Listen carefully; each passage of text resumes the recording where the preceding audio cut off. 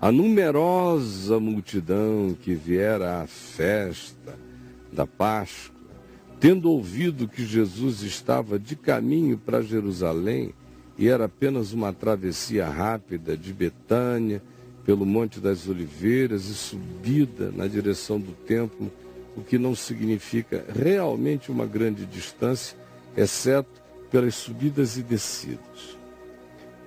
A multidão, quando soube, tomou ramos de palmeiras e saiu ao encontro de Jesus, clamando: Hosana, aleluia, bendito que vem em nome do Senhor e que é Rei de Israel. Toda a multidão assim cantava e dizia. E Jesus, tendo conseguido um jumentinho, montou-o, segundo está escrito, cumprindo a profecia de Zacarias 9:9. Não temas, filha de Sião, eis que o teu rei aí vem, montado em filho de jumenta. Seus discípulos, a princípio, não compreenderam por que ele entrara sentado num jumento.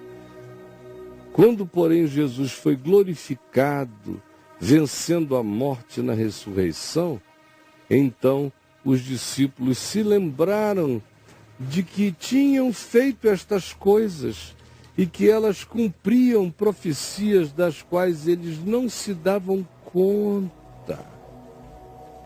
Profecias que a respeito dele mencionavam tais coisas. Dava, pois, testemunho disto a multidão que estivera com Jesus, quando chamara Lázaro da morte e o levantara apodrecido de entre os mortos para uma vida plena. Todos davam testemunho dizendo: eu vi com os meus próprios olhos. Por causa disso, também, a multidão lhe saiu ao encontro, pois ouviu que ele fizera este sinal de vitória inequívoca sobre a podridão da morte. De sorte que os fariseus disseram entre si: vede que nada aproveitais. Vede que nós não temos veneno contra esse fluxo. Eis aí vem o mundo após ele. O que faremos nós? Era a angústia dos religiosos ao verem o enternecimento do povo em relação à graça de Deus em Cristo. Ora, entre os que subiram para adorar durante a festa, havia também alguns gregos. Estes se dirigiram a Filipe, que era de Betsaida da Galiléia, e lhe rogaram, dizendo: queremos ver Jesus. Será que tu podes nos conseguir esse encontro? Filipe foi dizê-lo a André, e André e Filipe o comunicaram a Jesus. Então Jesus lhes respondeu: é chegada a hora de ser glorificado o Filho do Homem. Chegou. Porque os gregos lhe vinham trazer um convite para que ele deixasse Israel e fosse viver na Ásia Menor, a convite do rei de Edessa, onde ele não seria perseguido, poderia viver vida longa. Esse era o pedido, essa era a proposta. Quando isso é dito a Jesus, Jesus diz: é chegada a hora de ser glorificado o Filho do Homem. Dava até a impressão que ele, dizendo isso, iria aceitar o convite da sobrevivência, mas ele prossegue dizendo: em verdade vos digo, se o grão de trigo caindo na terra não morrer, ele fica só. Mas se morrer, aí então ele produz muito fruto. Quem ama a sua vida, quem ama as oportunidades de glória neste mundo, perderá a sua vida.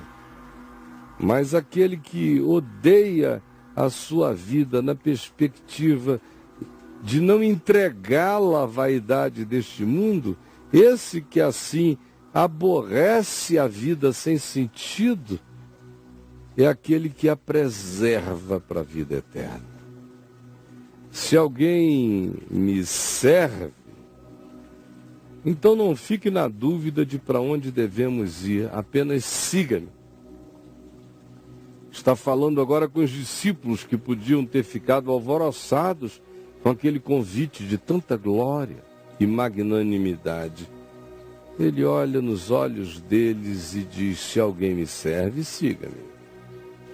E onde eu estou, ali estará também aquele que me segue. Vejam em que direção vocês querem ir. E se alguém me servir, o que eu posso lhes dizer é isto: o Pai o honrará, e não uma realeza de um reino que em breve passará, mas meu Pai o honrará. Agora está angustiada a minha alma, porque eu tenho sentimentos e instintos de autopreservação. Mas o que direi eu? Pai, salva-me desta hora? Ou dá-me a permissão de aceitar o convite da humana glorificação? Não. Eu sei que precisamente com este fim e com este propósito eu vim justamente para viver inteiramente esta hora. Pai, Pai, glorifica o teu nome. Então veio uma voz do céu: eu já o glorifiquei e ainda o glorificarei. A multidão, pois, que ali estava, tendo ouvido a voz, dizia ter ouvido um trovão. Outros diziam: foi um anjo que lhe falou.